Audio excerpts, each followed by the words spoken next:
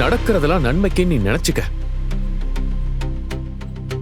ஏ சுரேஷ், முதலா அழகுமதிய நம்ம காலேஜ்ல பார்த்தோம்ல, உனக்கு ஞாபகம் இருக்கா? அதை எப்படி மாமா மறக்க முடியும்?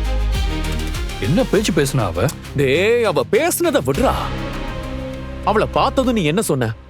மாமா, நாம படிக்கும் போது இப்படி ஒரு அழகான டீச்சர் இல்லையேன்னு நீ சொன்னியா இல்லையா? சொன்னேன்தான் மாமா. ஆனா அதுக்கு இரு இரு இரு இரு நீ அவளை ரசிச்சியா இல்லையா? மாமா, அப்ப ஏதோ ஒரு சிச்சுவேஷன்ல உன் மனசுல எங்கேயோ ஒரு ஓரமா உனக்கு அவளை பிடிச்சிருந்துச்சு. ஒருவேளை உனக்கும் அவளுக்கும் இந்த பஞ்சாயத்து வரலனா நீ அவளைத்தான் கல்யாணம் பண்ணிக்குவேன்னு ஆசைப்பட்டிருப்பியோ என்னவோ?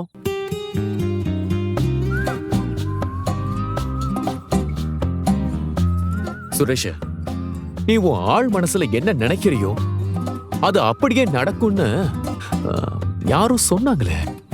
யார் அது? சட்டுன்னு பேர் கூட ஞாபகத்துக்கு வர மாட்டேங்குது. நான் இருக்கிற கடுப்புல யார் என்ன சொல்லிருக்காங்கன்னு என்கிட்ட கேக்குறீங்க பாத்தீங்களா?